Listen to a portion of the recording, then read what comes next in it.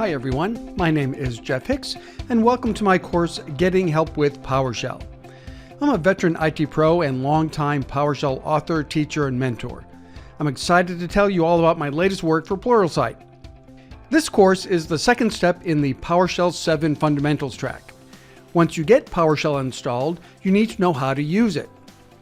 Of course, I'd love for you to buy a few PowerShell books, but there is plenty of useful information already at your fingertips. That's where the help system comes in. In this course, you'll learn how PowerShell's help system is structured and how to get the most out of it.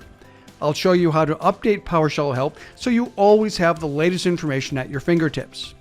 Just as important, I'll show you how to find help and how to interpret what at first may feel like some arcane magical spells.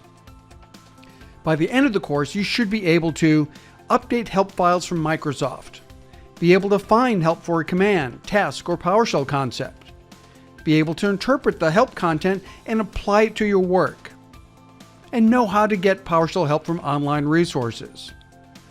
When you're finished with the course, you will be ready to get even more out of PowerShell and better understand why the commands you're typing work the way that they do.